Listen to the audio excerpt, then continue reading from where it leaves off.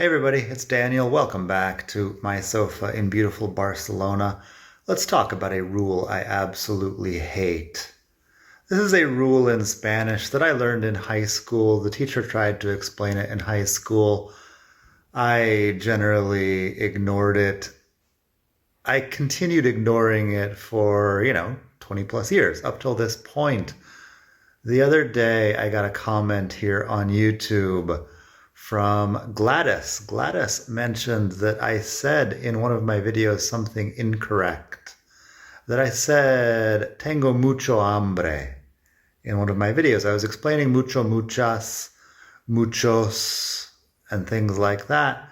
And apparently I got the gender of hambre wrong. This is the rule that I hate. That if the strong syllable at the beginning of the word is an ah sound, then the word uses el. The word is still feminine, but it uses el or it uses un, despite being a feminine word. However, it also uses, an adjective before it in feminine. So, mucha hambre. I knew the expression tengo hambre. Tengo un hambre que da calambre is a, way of saying you're very hungry. Calambre is like a shock or something similar to that. Tengo un hambre que da calambre. So you can say that. It just means I'm very hungry. Un hambre, el hambre. But mucha hambre, because the adjective before goes in feminine because hambre is feminine, even though we use el or un with hambre. Like I said, I hate this rule. The rule is because hambre has the a at the beginning, which is the strong syllable. In Spanish, they call this the A Tonica. So the A Tonica in hambre, has all of these consequences. Like I may have mentioned, I hate this rule, and it doesn't come up very often, so you don't usually have to, think about it all that much. Let me give you a few more examples so you can try to avoid making mistakes when you do this in Spanish, but it's usually not a big deal because the number of examples is relatively small. El agua. Water is feminine, but we use el, agua, because agua starts with a, which is the strong syllable, el agua.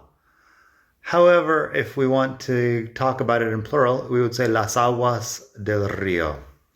So if you go to a restaurant and you ask for un agua, por favor, the waiter could bring you a glass of water, un agua. Por favor, no problem. But las aguas del río Besos. Here in Barcelona, there's a river. It's called Besos River. So las aguas del río Besos. If you actually ask for un agua in a restaurant, they'll probably bring you a bottle of water and they'll charge you money for it. That's something you should take into account if you are ordering at Spanish restaurants. But yes, las aguas del río. Also, for using an adjective afterwards, it would be el agua fría. El agua fría. Oof, yeah, I don't like this rule. It still sounds a bit strange for me. Pero el agua está muy fría.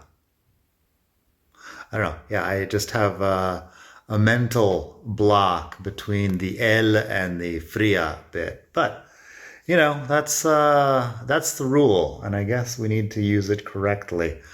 Another one is águila. Águila is eagle, so I have just learned that the American eagle, the one I'm talking about, is called el águila calva. That is a literal, translation. Calva is bald.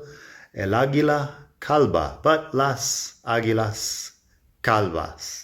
So el águila is feminine, but we use el águila because águila has the a at the beginning. In this case, it even has the written accent, águila, because it's a three-syllable word. There are a few rules behind using accents. Those ones are actually not too much trouble. I'll explain them another day. El alma, soul. Soul as in the spiritual part of a person. Your soul. If you say el alma, that is, feminine, but using el, you would also say mi alma gemela. That's my soulmate. Mi alma gemela. Gemela is twin, actually. So mi alma gemela. I don't know. For some reason, it occurred to me to say las almas del purgatorio here. That's the souls in purgatory. Las almas del purgatorio. So that's alma. Hambre, like I said, el hambre. There's no reason why you would need to use the plural for hambre, I guess. I don't know. I can not think of any good reason why you would. So el hambre, un hambre, but mucha hambre. Tengo mucha hambre. Tengo tanta hambre que comí todo el bistec. I am so hungry that I ate the whole steak. Tengo tanta hambre que comí todo el bistec. An exception to the rule is La Haya. I've been giving shout-outs to people on the podcast recently, and recently 2 of my shout-outs have been to people in La Haya. It is The Hague, the city in the Netherlands. La Haya. So I found out today also that El Haya is the tree. It's a beech tree, I believe. Beech with a double E. I don't know much about trees because I grew up in the desert, but El Haya is the tree. La Haya is The Hague, the city in the Netherlands. Just because place names don't follow this rule. Also, La A y La H, letters of the alphabet. La A is A, La H is H. We use the article when we're talking about letters. All the letters are feminine. La A, La B, La C, La D, La E, La F, etc. So those are some exceptions. We also don't do this with adjectives. So we have la montaña. We also have la alta montaña. We don't avoid that combination of A sounds.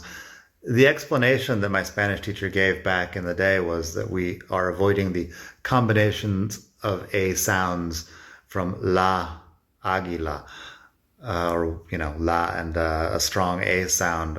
But apparently we're not doing that because we use mucha or we use tanta or whatever with these words beginning with A anyway. So that's the rule. I fully forgive you if you don't understand this. I, sort of understand this now because I've read all the articles about it, but it's a rule that nobody's going to debate you on most of the time. Just live your life. Thanks to Gladys anyway for pointing out my error there. I was, pretty sure when I saw the comment that Gladys was wrong, not me, but, that's el hambre. El hambre, by the way, it's because the H is silent that we're doing this. Also, this is not all words that start with A. There's a lot of words that start with A that could be masculine or feminine for whatever reason. We're only talking about words with the strong syllable, which is the A right at the beginning, the A Tonica, as I said. So almendra, la almendra. This is almond. There's a lot of al words in Spanish which come from Arabic. La almendra, la almohada, for example. La almohada is a pillow. These are feminine. They start with an A, but the strong syllable is not that A. La almendra, men, is the strong syllable, and almohada, it's the A towards the end, that's a strong syllable. So that's a different question. Anyway, thank you for watching. I hope you have a great day wherever you are in the world. Subscribe to my channel here. Most of the rules I'll be explaining in Spanish are easier to use than this one. This just happens to be a really annoying rule. We'll be back soon with more episodes of Spain to Go. Also more videos about, different Spanish things here. So subscribe to the channel. You can also give me a like. You can leave a comment on this video. Tell me what you want to hear. I'm happy to help out with whatever you want to learn about here on the channel. And that's about it for today. Have a great day. See you soon. Bye.